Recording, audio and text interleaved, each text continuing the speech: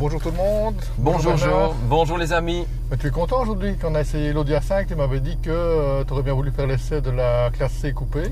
Oui, c'est vrai que c'est un coupé qui m'attire en tout cas esthétiquement. Je le trouvais très réussi, je l'ai dit d'ailleurs. Et ici on a la chance grâce aux établissements Barvaux à Liège de pouvoir l'essayer dans sa version on va dire ultime, en tout cas la C43 AMG. Ouais. Qui est un véhicule, on va dire, qui fait partie, on va dire, des hauts de gamme sportifs de la classe C, pardon, en coupé. Oui, il reste la version encore au-dessus, oui. 63 MG, voilà, absolument. Qui donne encore un petit peu plus. Ou là, on a le fameux V8. Oui, le fameux V8 qui est vraiment l'ADN même d'AMG. Ouais. On va l'essayer, sans attendre. On va l'essayer tout directement. C'est parti, mon kiki. Action!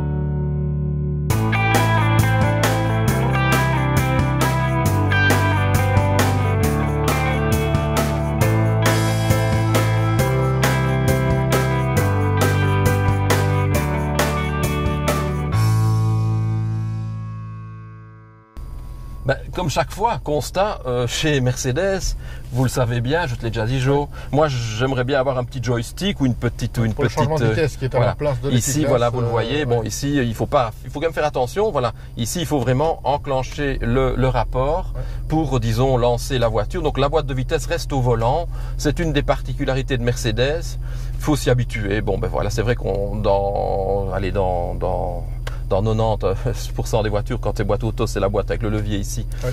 Au niveau central, ici c'est un petit peu différent. Par contre, chez Mercedes, boîte à 9 rapports. C'est pas mal. Voilà, c'est pas mal. En roulant quelques kilomètres avec cette voiture pour venir ici dans les belles campagnes de la région liégeoise, que voilà, cette boîte est particulièrement agréable. Elle passe divinement bien. Et les 9 rapports ont tout à fait leur place. Donc voilà, donc cette voiture est équipée d'un tout nouveau bloc qui a été, on va dire, revisité, reprogrammé par AMG, qui nous offre pour un 3 litres biturbo la puissance de 367 chevaux. Qui est une puissance quand même sympathique. Oui, une très chouette puissance. Et comme toujours chez AMG, et ça vous allez l'apprécier, comme nous d'ailleurs, le véhicule a une sonorité très particulière avec ses pétarades, avec ses borgorithmes qui sont vraiment une caractéristique d'AMG. Et celle-ci nous le montre bien. C'est une sonorité très travaillée. J'ai avoué que j'étais fort surpris par la sonorité. Oui, moi j'aime beaucoup évidemment. J'avoue que j'avais un peu décrié, on avait un peu décrié celle de la 45. Oui, qui était un petit peu, me semble-t-il, un peu plus artificielle, puisque ça partait d'un modeste 4 cylindres. Ici, on est vraiment sur une sonorité vraiment super bien travaillée. Vous allez l'entendre, ça fait plaisir aux oreilles. Oui, oui, c'est très très sympa. Surtout quand on la met comme c'est le cas ici, où nous avons roulé quelques kilomètres en configuration Sport Plus, eh bien on a vraiment un très très chouette rendu. On peut en profiter.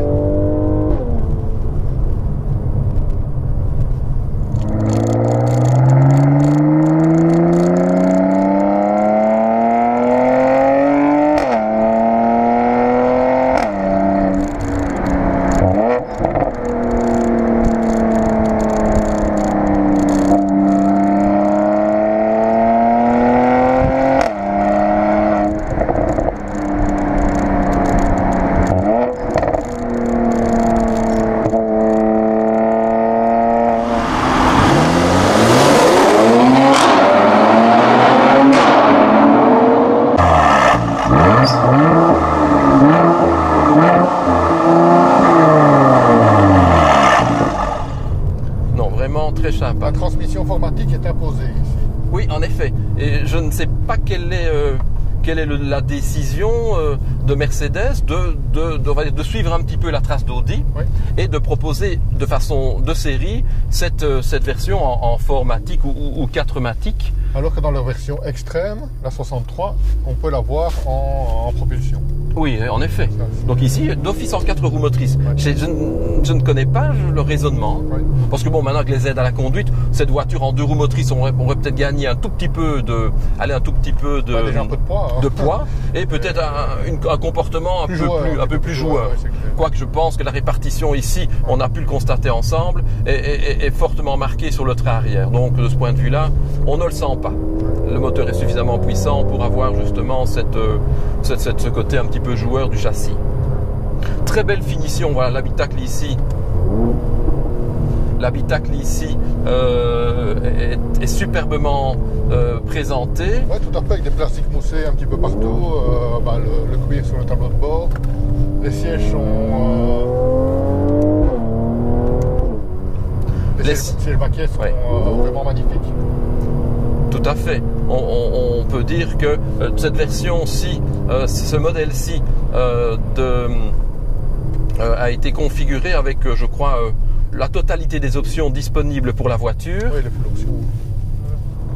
Donc ici, possibilité en option d'avoir l'AMG Ride Control, donc la suspension pilotée. Oui, je pense que celle-ci doit en être équipée, puisque Laurent Barvaux nous a précisé que ce véhicule avait été configuré full option. Oui, tout à fait. Donc elle a. On l'a remarqué, puisque c'est vrai qu'on est passé en Sport Plus, on voyait quand même qu'elle s'est fort durcie. Donc, qui permet aussi, quand tu passes en mode confort, d'avoir une voiture utilisable au quotidien. Et c'est quand même pour moi le gros avantage de ce véhicule, c'est qu'il peut être un véhicule utilisable. Ah, clairement, oui. Celui qui supprime les échappements, enfin les clapets au niveau des échappements. Un bouton échappement sport. Qui modifie la suspension et qui la met en confort.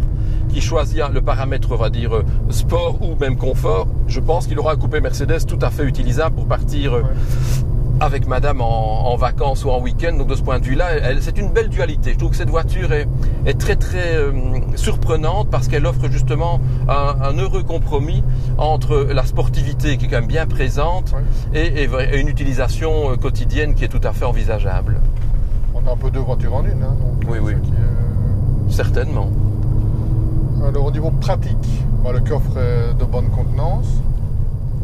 Au niveau pratique, ça reste quand même dans la production actuelle un coupé 4 places avec coffre. Ouais. Bon, il n'y en a pas énormément. Ses principales concurrentes, on les a citées tout à l'heure, sont l'Audi A5 ou la BMW série 4. Voilà, qui joue dans la même cour que cette voiture.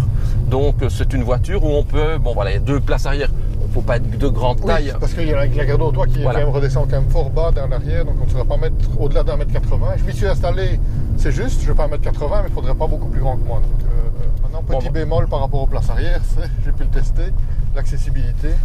Puisque c'est pas l'accessibilité, l'accessibilité n'est pas des plus aisées, ça on l'a constaté. Oui, mais ici aussi, on a des sièges qui sont des sièges, des splendides sièges. Moi j'adore évidemment. Ça c'est pour moi dans une voiture sportive, c'est absolument nécessaire. Donc ce sont les sièges, on va dire les sièges baquets de chez Mercedes qui sont somptueusement beaux, garnis de cuir comme dans cette voiture. Donc de ce point de vue-là, avec la coque arrière qui était un tout petit peu plus ronde, évidemment pour épouser le dos, puisqu'il y a moins de matière, c'est sûr qu'ils sont un tout petit peu plus encombrants. Ça c'est clair. Mais voilà, c'est quand même 4 places et un coffre. Donc ça c'est quand même toujours sympa. Une voiture discrète. Ici dans la couleur de le gris métallisé, voilà, ça c'est quelque chose de très soft. La vocation n'est pas familiale d'abord, mais ça permet aussi de véhiculer des enfants. Ouais. C'est quand même intéressant. Maintenant, ce qu'il faut remarquer malgré tout, c'est cette planche de bord, bien sûr particulièrement bien finie, mais qui est assez volumineuse. Je me demande pourquoi. C'est un peu inspiré de l'AMG GT que vous avez eu l'occasion d'essayer avec Ralph, également grâce à Laurent. Je trouve que c'est quand même un tunnel assez imposant. Alors que il y a plus vraiment comme précédemment, on avait toutes les commandes de chauffage, la radio, le lecteur CD. Donc c'est vrai qu'ici, ça prend un peu de place. Ça pourrait peut-être être un tout petit peu plus fin. Ça pourrait être peut-être un tout petit peu plus fin, je pense, pour avoir peut-être un tout petit peu plus d'espace aux genoux. Bon, ça c'est un petit constat qui n'est pas très important. Et en ce qui me concerne, comme je suis pas spécialement, je trouve que le Commodo ici est peut-être un tout petit peu surchargé. Oui, et le fait que l'écran ne soit pas tactile. Voilà. il est de grande taille, ça À d'accord. partir du moment où il est full option, ici il n'est pas tactile, donc on doit utiliser la molette et ça c'est quand même pas le plus pratique, c'est pas le plus intuitif en tout cas. Voilà, en effet. On a cherché tout à l'heure à inscrire Sur une destination GPS, on a dû chercher. Il a fallu un tout petit peu chercher. Donc c'est vrai qu'ici, tout est un petit peu concentré. De nouveau, c'est une question de pratique, mais naturellement, je dirais que venir au tactile, voilà. C'est quand même intéressant. Ce n'est pas des plus easy. Et il reste encore, chez Mercedes, ils gardent pour l'instant cet écran qui est déposé au milieu de la console. Ouais. Alors que voilà, ici on a de la place, il pourrait très bien rentrer et sortir. Ouais, tout à fait. Je pense que ça ne changerait pas grand-chose, la technologie le permet. Et avoir peut-être quelque chose, un tableau de bord, c'est un tout petit peu plus discret. Mais maintenant, il reprend tellement d'informations du véhicule que effectivement... Oui, parce qu'au niveau du compteur, on est sur un compteur analogique classique. Oui. On n'est pas sur du virtual cockpit. Ça, c'est bien. On est plutôt... Oui, moi je suis plutôt, encore actuellement, quand je peux l'avoir, je dirais que personnellement, j'aime bien. Au niveau du tarif, c'est qu'on n'a pas parlé. Ici, le modèle quasiment full équipé, c'est à 85 000 €. Oui. Ça, c'est à réfléchir évidemment. C'est évidemment des prix qui sont effectivement un peu plus coquets, mais on a quand même un très très beau produit. Oui, je pense que ça les vaut. Oui, clairement. Autre chose. Sinon, ils vont se battre. Oh, tout vu, c'est pas possible.